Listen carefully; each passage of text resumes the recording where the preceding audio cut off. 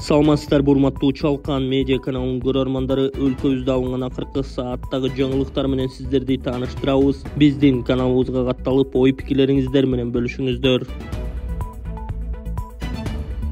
Укмуш болот, Шевченко жана анын атаандаштарынын эртеңки кармашы тууралуу айтышты. UFC президенти Дана Уайт спортчу Валентина Шевченконун алдыда боло турчу беттешин супер мушташ деп атады. Маалымат жыйында журналист Дана Уайттан фанаттардын көпчүлүгү Шевченко менен кытайлык Бейли Джангты бардык доорлордун эң мыкты мушкери кызы наамы үчүн таймашат деп эсептей тургандыгын айтып, бул пикирге кошулат белеңиз деп сураган. Ооба, бул чыныгы супер мушташ. Өз дивизиондорунун 2 чемпиону, pound for pound рейтингтериндеги 1-номер, 2-номерге каршы чыгып жатат. Мындан мыктысы болбойт деген Дана Уайт. Ушул жекшембиде Валентина Шевченко дагы бир UFC чемпиону менен таймашып чыгып, өз титулун коргойт. Беттеш спорттун эң белгилүү аренасы Madison Square Garden'де, Нью-Йоркто өтөт. Кыргызстандык чемпиондун боло турган бул беттеши аптанын эл көп талкуулаган окуясы болууда. Москва шаарында жашап жана эмгектенесизби? Медициналык кызматтар керек, бирок алар сизге кымбат жана сапатсыз сезилет. Умбем клиникалар тармагы сиздерге өз кызматтарын сунуштайт. Бүгүнкү күндүн талабына жооп берген заманбап жабдыктар менен кесипкөй дарыгерлер сиздерди күтөт. Бизде сиз стоматолог, тиш дарылоонун бардык түрлөрү, уролог, невролог, лор, терапевт, хирург, окулист, педиатр, УЗИ жана башка дарыгерлердин кеңешин алып дарылануу мүмкүнчүлүгү бар. Умбем клиникалар тармагы бул жогорку сапаттагы медициналык жабдыктар менен камсыз болгон профессионал дарыгерлер. Сиздердин ыңгайлуулук үчүн Умбем клиникаларынын Москва шаары боюнча 3 медициналык борбору иштейт. Өзүңүзгө ыңгайлуу даректи тандап медициналык кызмат алсаңыз болот. Ушул ай ичи бизге келип төмөндөгү кызматтарга арзандатуу менен медициналык кызмат алыңыздар. Ден соолугуңузга кам көрүүнү эртеңкиге калтырбаңыз. Умбем клиник Москва. Сокулукта таштанды челектен ымыркайдын сөөгү табылды. Сокулукка караштуу Комсомольск айылында таштанды челектен ымыркайдын сөөгү табылды. Бул тууралуу маалымат милицияга 12 ноябрда түшкөнүн Чүй милициясынан билдиришти. Ымыркайдын сөөгү ак пакетке салынып, үстүнө кара футболка оролгон. Киндиги кесилген эмес. Ал эмнеден улам чарчап калганын аныктоо үчүн сөөгү соттук медициналык экспертизага жөнөтүлдү деп айтылат маалыматта. Аталган факт боюнча Кылмыш жаза кодексинин 125-беренесин эненин жаңы төрөлгөн баласын өлтүрүүсү белгилери боюнча иш козголду. Ыкчам издөө иш-чараларынын жүрүшүндө кылмышка шектүү катары аталган айылда убактылуу жашап жүргөн 23 жаштагы Жаран Кармалук убактылуу кармоочу жайга киргизилди. Тергөө иштери улантылууда.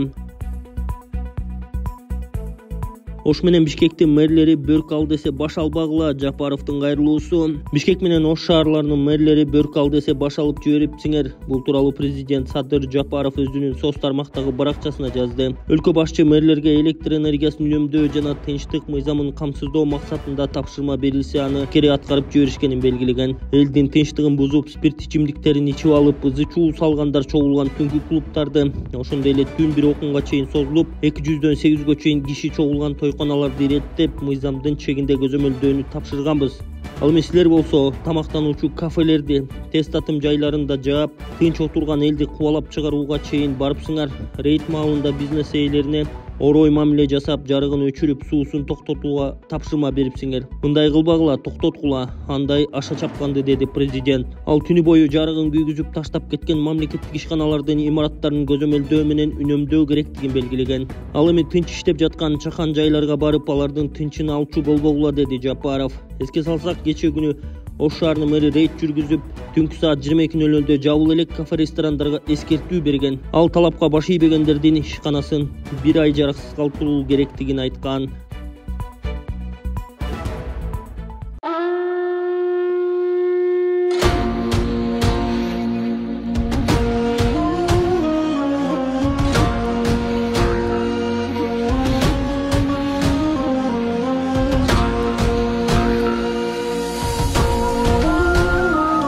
Бул силер келечекти шайлаңыз бар. Ошон үчүн эми жүрөгүңөр менен тандагыла. Мыктысын, жумушту билген, тажрыйбасы бар бирөө барса парламентке, силерге иштеп берет, силер жеңишке жетесиңер. Өмүрү колуңда. Эл билет эми кадыр баркы сыйынан айтканда. жалаң эле жакшылыктар болсун, бул ак жол ийгилик. Эгемен эл эркин болгон ар бириң, эгемендик эбегейсиз. Урматтуу шайлоочу, сиз шайлоо бюллетениндеги номер 9 белгини коюп, Марат Мураталиевди тандайсыз. Элге кызмат кылуу негизги максатым. Кыргызстанда жарандык авиация кызматкерлерине жаңы үйлөрдүн курулушу башталды. Кечээ жарандык авиация кызматкерлери үчүн заманбап турак-жай комплексинин курулушуна капсула салынды. Бул кызматкерлер үчүн татыктуу жашоо шарттарын түзүүгө дагы бир маанилүү кадам таштадык. Бул биз үчүн эң маанилүү социалдык долбоорлордун бири, деди Кыргызстан аэропорттуру ачык акционердик коому башкармалыгынын төрагасы Манасбек Самидинов. Биз мамлекеттик ипотекалык компаниянын линиясы менен 23 даана 9 кабаттуу турак-жай блоктордун курулушун баштап жатабыз. Жалпысынан 1035 батир Кыргызстандын авиациясынын коопсуздугун жана туруктуу иштөөсүн камсыздап жаткан кызматкерлер үчүн салынууда. Турак-жай комплексинде төмөнкүлөр каралган: көрүктөндүрүлгөн короо жайы, заманбап балдар аянтчалары, эс алуу жана автоунаа токтотуучу жайлары, социалдык инфраструктура объектилери. Бул үйлөр жөн гана турак-жай эмес, бул жарандык авиациянын туруктуулугун сактап, татаал шарттарда иштеп, жогорку кесипкөйлүүлүк деңгээлин кармап, Кыргызстанды татыктуу көрсөтүп жүргөн адамдарга болгон урмат сыйдын жана ыраазычылыктын символу. Кыргызстан аэропорттуру ачык акционердик коому мындан ары да социалдык долбоорлорду системалуу түрдө өнүктүрүп, инфраструктураны чыңдоо менен Кыргызстандын жарандык авиациясын мүмкүнчүлүктөргө өсүүгө жана кең келечектерге ээ тармак катары сактап калууга умтулат деп айтылат маалыматта.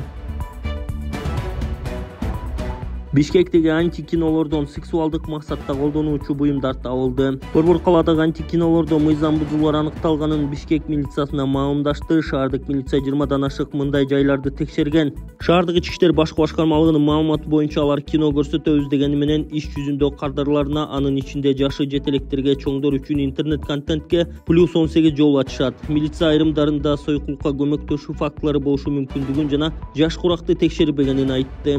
Аталган фактылар боюнча кылмыш жаза кодексинин 160-беренесине сойкулукка жана ыпластыкка көмөктөшүүгө ылайык иш козголгон. Тергөө иштеринин алкагында антикинолорго тинтүү жүргүзүлүп, сексуалдык максатта колдонуучу буюмдар, пневматикалык тапанча жана страйкболдук 2 автомат табылган. Бишкек шаарынын ички иштер башкы башкармалыгы тургундарда мындай жайлар жай өспүрүмдөрдү мыйзамга каршы аракеттерге тартуу фактылары тууралуу маалымат болсо 102 номерине кабарлоону өтүндү. Жаныбек Абировдун ырда пиар кылганы жеңил жетилик катары бааланууда. Депутаттыкка талапкерлигин койгон Жаныбек Абиров үгүттөөчүлөрү менен ырдап жүрөт, бөлөм деп обон созгону кызык. Мындай видеосун атайын пиар компания үчүн колдонууда. Ушунчалык да жеңил желпилик болобу? Жогорку кеңешке депутат болчу адам оор салмактуу, элдин арыз муңун уга билген, ишенимдүү, туруктуу сапаттары менен өзгөчөлөнүшү керек эле. Тилекке каршы Жаныбек Абиров жарнаманын башка ыңгайын келиштирип, элдин көңүлүн бурдурайын деген окшойт. Бирок бул аракети анчалык деле жаңылык катары кабылданган жок. Тек гана күлкү келерлик көрүнүш катары сыпатталды. Эсиңиздерге салсак, Жаныбек Абиров парламентте депутат болуп туруп кафеде мушташып бейбаштык кылган үчүн мандатынан ажыраган. Турмуштан сабак алдыбы же көнгөн адатын кайра баштайбы деп жазган Арба Кейжи сайты. Урматтуу кыргыз элим, чет өлкөгө операцияга чыгам. Жакында $15,000 керек болуп атат. Алла ыраазычылыгы үчүн жардам берип коюңуздар. Балдарым үчүн жашап келем. Ошондо эле кызык калбады. Акыркы күндөрү ушу балдарым эле жашап калдым дегендир. Менден карыз эмессиздер. Алла ыраазычылыгы үчүн жардам берип коюңуздар. Балдарым үчүн чыгуудан, айласынан интернетке жардам сурап, Мбанк Алина деп чыгат, Сбербанк Замира деп чыгат. Айла кетип жардам сурап чыгуудан сиздерден сураныч. Алла ыраазычылыгы үчүн жардам берип коюңуздар. Садыр Жапаров энергосистемабы жомокко айланчу мезгил алыс эмес. Кыргызстандын энергетикалык системасы жомокко айлана турган мезгил алыс эмес. Бул тууралуу президент Садыр Жапаров кабар агенттигине маек куруп жатып билдирген. Өлкө башчы акыркы убакта кызуу талкууланып жаткан электр энергиясы, коррупция, майнинг фермалар боюнча суроолорго жооп берген. Мындан 20 жыл мурда кумтөрдү мамлекетке алалы, өзүбүз иштетели, алтын өзүбүздө калат, элибизди байыталы.